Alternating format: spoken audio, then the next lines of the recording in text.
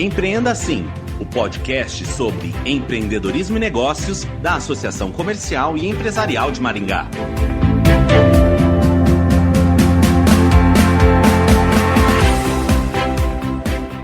Quase metade das empresas migraram para o modelo home office durante a pandemia, segundo a pesquisa Gestão de Pessoas na Crise Covid-19, realizada pela FIA, Fundação Instituto de Administração. O formato de trabalho trouxe diversos desafios, principalmente para as lideranças. Afinal, como gerenciar equipes à distância? Quem responde a essa e outras perguntas é Flávio Fagundes, consultor empresarial, escritor e palestrante. Flávio, com as equipes trabalhando em home office, quais medidas o gestor deve adotar para gerenciar o time à distância? Bom, o que eu oriento? São 4 ferramentas que um gestor tem que avaliar agora de forma bem cautelosa. E essas ferramentas, primeiramente, é a organização, o controle, saber fazer a gestão, gerir, essas pessoas e a avaliação. Para você se organizar, você precisa se orientar a partir do ponto de onde você está e onde você quer chegar. Controle. Primeiramente, aprenda a controlar suas emoções, controle os recursos que você tem, faça gestão disso, Quando você fala de fazer gestão de pessoas, quando eu digo isso, eu quero dizer, conheça realmente o perfil da sua equipe, quantas pessoas tem na sua equipe, qual é a faixa etária, faça o desenho do perfil, classifique a sua equipe, que pessoas que estão na geração X, quem é da geração Y, quem é da geração Z. Então, vai fazendo esse trabalho todo de análise do perfil da sua equipe, porque você precisa organizar e controlar essas pessoas e fazer a gestão delas. Como que você vai avaliar? Vai avaliar o quê? Vai avaliar resultado, produtividade. Bom, a pessoa ela é uma pessoa que está focada, ela está desenvolvendo o seu papel mesmo à distância, sabendo que no home office, a primeiro momento, eu vou ficar em casa, vai ser uma maravilha. Sabemos que não é assim, não é toda essa maravilha assim, porque existe muitas situações de interferências, de ruídos, e tem situações que às vezes acaba, dependendo da região e dos hábitos, acaba o home office atrapalhando a produtividade. Então o gestor ele tem que ter uma organização, ele tem que ter todo um controle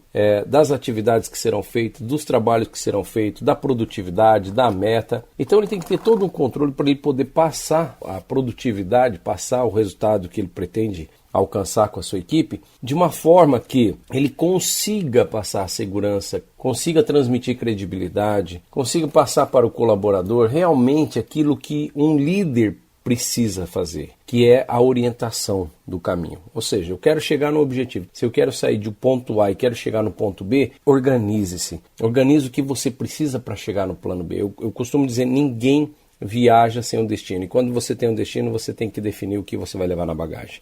Certo. E dar autonomia aos colaboradores é uma opção? De que forma isso deve ser feito e como motivar o trabalhador? Sim, pode ser uma opção legal. Isso independe se for só do home office ou não. Eu costumo dizer o seguinte, é muito importante a orientação. E a orientação ela diz o seguinte, olha, você pode chegar até aqui você pode fazer isso, etc, etc e tal. Daqui, eu costumo sempre, eu digo o seguinte, olha, na vida se nós adotarmos o critério do semáforo, nós sempre vamos nos dar bem e sempre vamos ter pessoas com liberdade para produzir e trabalhar, porque quando o colaborador, ele sabe o que ele pode e o que ele não pode. Agora, quer irritar e desmotivar um colaborador? Deixa ele solto. Aí ele faz algo que ele não sabia se ele poderia ou não fazer, mas ele teve iniciativa, foi lá e fez, aí ele é advertido porque não poderia ter feito aquilo. Quem errou não foi o colaborador, foi o gestor que não colocou as opções. Então, o que é essa orientação semáforo? Então, vamos lá, o que é verde aqui, tá? Verde você pode fazer isso. Então, descreva essa autonomia. Coloque ela dentro de um processo, dentro de uma instrução de trabalho, dentro de uma orientação adequada, uma orientação realmente que venha a causar um resultado e que venha deixar o colaborador motivado. Ela é muito importante. Depois, amarelo. O que é o amarelo? Como a gente fala lá na expressão do semáforo, ele é um alerta. Então, aqui você já vai precisar ficar mais um pouco antenado com certas situações, você vai ter que pedir, às vezes, algumas autorizações, algumas aprovações. Então, assim, coordena isso, coloque isso de uma maneira bem explícita, com clareza, com objetividade. E o vermelho, vermelho, isso aqui somente quem pode é fulano, beltrano, ciclano. Então, quando o gestor ele se comunica e eliminando o máximo possível de brechas, né, de interferências, ele vai ter um colaborador muito mais motivado, entusiasmado e melhor orientado para produzir da melhor maneira possível. Como descentralizar a gestão de modo a garantir a produtividade? Com orientação. Instrução de trabalho, orientação. Eu digo isso porque a maioria das empresas, eu faço também o meu trabalho de consultoria empresarial, a maioria das empresas, quando a gente vai visitar uma empresa, às vezes até empresas de médio e grande porte, não especificamente dizer isso no modo geral, mas muitas empresas estão desorganizadas, não tem processos, não tem instrução de trabalho, normas e procedimentos, fica muito na dependência de aprovação, tem muitos gestores vaidosos, gestores centralizadores, eu tenho que saber tudo. Tudo bem, você tem que saber de tudo, concordo. Mas aí você tem mecanismos, você tem softwares, você tem programas, né, internos, desenvolva, né, uma ferramenta de comunicação para você ficar sabendo as coisas. Mas esse saber as coisas é por necessidade, é por zelo, por cuidado ou é por vaidade? Então tem que tomar bastante cuidado para você não ser um líder centralizador. E aí depois as pessoas ficam criando uma dependência para produzir e fica naquela situação, não sabendo se está agradando ou não. E é muito difícil para um colaborador ele produzir mediante uma situação onde ele fica, né? Eu não sei o que eu posso, o que eu devo e às vezes até nem quero fazer. Porque quando ele não sabe o que ele pode nem o que ele deve, muitas vezes ele perde a vontade de fazer. E aí a culpa sempre cai nesse colaborador, por falta de ter um líder que seja um líder visionário, que seja um líder atualizado, organizado com as suas competências, ele acaba muitas vezes centralizando e aí depois fica, né, falando aos quatro ventos, aqui na empresa tudo depende de mim, porque eu estou cansado, eu estou sobrecarregado. Olha, muitas vezes você está cansado, sobrecarregado por pura ingerência, podemos dizer assim essa palavra, que praticamente podemos considerá-la que ela nem existe, ou às vezes até por falta de habilidade, de não saber, né, liderar pessoas. Mas eu não confio, então contrate pessoas a quem você possa confiar. Certo, e como medir a produtividade? E o que é a cultura da produtividade? A primeira coisa é desafiar as pessoas. O que nós temos visto e o que está dando certo, principalmente, as pessoas gostam disso, que são pouco trabalhado isso dentro de uma empresa, né? Desafios, gerar oportunidades de desafio. Olha, durante muito tempo no Brasil a gente criou um conceito de que trabalhar é cumprir hora, né? Olha, se eu trabalhar das 8 às 18, de segunda a sexta, em alguns casos de segunda a sábado, né? Sendo sábado às vezes meio período, principalmente a gente vê muito essa característica no comércio, no varejo, e aí a gente criou essa cultura de que trabalhar é cumprir hora. Bom, cumprir hora não é trabalhar. Produtividade, produzir.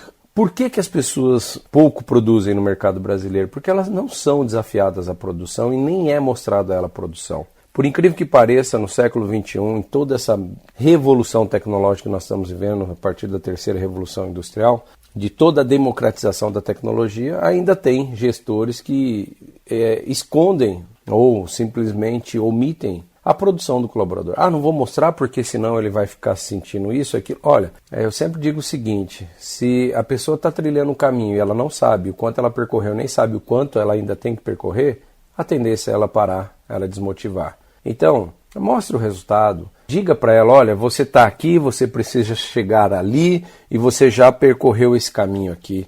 Deixe isso bem claro para a pessoa, para o colaborador, né? Crie essa cultura de estímulo de produtividade. Saia desse conceito arcaico de que colaborador não deve ser bem remunerado, que colaborador não deve ser reconhecido, que não deve ser premiado pela produção. Eu não digo, e nem aqui quero orientar a pessoa a reconhecer alguém que faz o mínimo dos seus esforços. Meritocracia. Coloque para ele, olha, a sua meta é 100, se você fizer 110... De 100 a 10 você tem X de resultado, ela vai se esforçar. Se você estimular as pessoas a produzirem um pouco mais. Agora, se ela não sabe o que ela está fazendo, o que ela está produzindo, a qualidade da produção dela, ela vai continuar fazendo do mesmo jeito. Bom, para finalizar, o que o gestor tem que levar em conta quando a equipe está trabalhando de casa? Bom, primeiramente tomar cuidado com o ambiente de produtividade. Mesmo em casa, existe muitas interferências, assim como também dentro de uma empresa, dentro da corporação também existe. Existe aquele colega que interfere, tem aqueles telefonemas, tem o cafezinho, tem o banheiro toda hora, tem os bate-papos. Dentro da empresa, muito mais ainda. Então, não queira criar uma cultura de perseguição ou muito menos de pressão para a pessoa, porque nós estamos vivendo momentos incertos, nós estamos vivendo momentos de dúvida, e o gestor tem que levar para dentro da intimidade, do lar, da casa do colaborador, um espaço que lá ele vai sentir a empresa. Então é muito importante, às vezes, sem invadir a privacidade, a intimidade, mas às vezes orienta o colaborador, faz uma chamada por vídeo, para ele abrir um espaço dentro da casa dele que lembre ele do que ele é, da empresa que ele trabalha. Se for o caso, até manda imprimir e coloque numa moldura aqueles conceitos, né, missão, visão e valores da empresa, manda para ele, peça para ele reservar um espaço, porque é muito difícil, nem todos os colaboradores têm as mesmas condições de ter uma boa casa, um escritório para trabalhar, um espaço. Às vezes ele trabalha na cozinha da casa dele. Então tem várias interferências, vários ruídos. E o gestor ele tem que,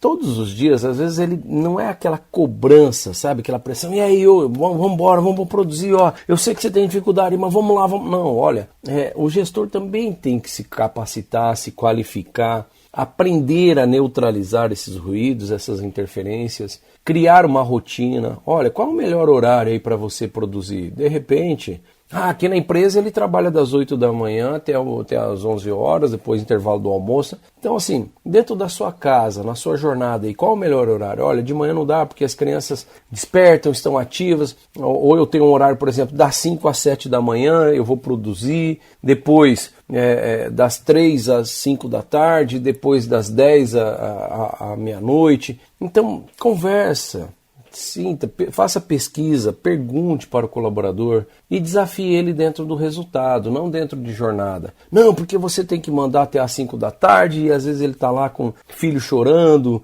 O gestor tem que ter muito cuidado agora. Tem que estudar caso a caso. Mas porque fulano faz, você não faz? Não, fulano tem um ambiente, o colaborador A tem um ambiente, o colaborador B tem outro ambiente. Então, vai muito da sensibilidade, da perspicácia do gestor para poder conseguir fazer o colaborador ter um ambiente de produtividade, ter um ambiente com os menores ruídos possíveis e menos interferências. Flávio, obrigada pela participação no Empreenda Assim. É isso aí, um forte abraço, espero ter colaborado com a orientação, e é isso que nós temos que fazer, nos reinventar e pensar nesse novo normal, no novo mundo que precisa de pessoas que descompliquem, né, o que está difícil, né, o que está complicado neste momento. Conversamos com Flávio Fagundes, consultor empresarial, escritor e palestrante. Ele falou sobre como gerenciar equipes à distância, no modelo home office. Obrigada, associado, por acompanhar mais esta edição do Empreenda Assim.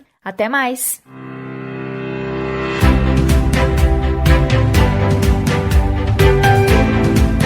Empreenda Assim, o podcast sobre empreendedorismo e negócios da Associação Comercial e Empresarial de Maringá.